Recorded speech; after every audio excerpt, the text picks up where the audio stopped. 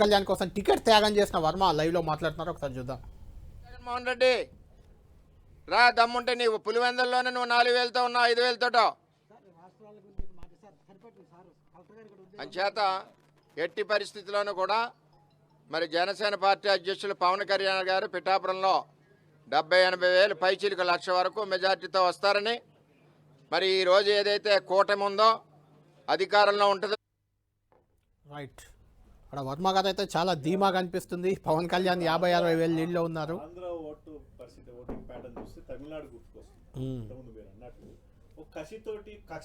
మాటల్లో కనిపిస్తుంది, కసితోటి వాళ్ళు అక్కడ మాటలన్నీ కూడా అంటే గతంలో వైసీపీ కూడా అట్లనే ప్రవర్తించింది. అంటే కసితోటి పరిపాలించినట్టు అనిపించింది. అంతకంటే బండి సంజయ్ గారి మాటల్లో ఇంకా ఎక్కువగా ఉంటుంది కదా. బండి సంజయ్ గారి మాటల్లో ఆవేశం ఉన్నా ఎక్కడ కూడా ఆవేశం ఉంటుంది, మాటల వరకు ఉంటుంది కానీ ఎక్కడ కూడా ప్రాక్టికల్ గా నోరు జారే వాతావరణం ఉండదు. కానీ ఆంధ్ర పాలిటిక్స్ తెలంగాణ పాలిటిక్స్ చాలా భిన్నమైన వాతావరణం కనిపించింది.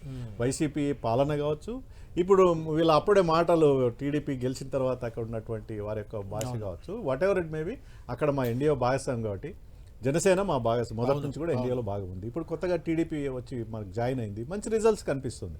చంద్రబాబు నాయుడు రియలైజ్ అయింది, గతంలో మాతో దూరమైనప్పుడు అధికారం కోల్పోయారు, మాతో కలిసి ఉన్నప్పుడు వాజ్పేయి అప్పటి నుంచి కూడా ఎన్డీఏతో కలిసినప్పుడల్లా ఆయనకు అధికారం వచ్చింది. ఎన్డీఏతో దూరమైన విమర్శ కూడా చంద్రబాబు మీద ఉంది, మీకు గుర్తుందో లేదో కానీ ఎన్డీఏతో కలిసినప్పుడే ఆయన అధికారంలోకి వస్తున్నారు. ఎగ్జాక్ట్లీ ఇదే విమర్శ ఉంది. ఒంటరిగా ఎప్పుడు గెలవలేదు, మళ్ళీ వైసీపీ ఇప్పుడు అదే అందుకోవచ్చు. ఇప్పుడు రాజకీయాలు ఏముంటుందని అదే అందుకోవచ్చు, మళ్ళీ అదే మాట ఏముంటే గెలిచిండా లేదా అంతే, అదే అల్టిమేట్, అదే ఎవరితోటి ఉన్నావు అనేది కాదు. రైట్, విఠల్ గారు.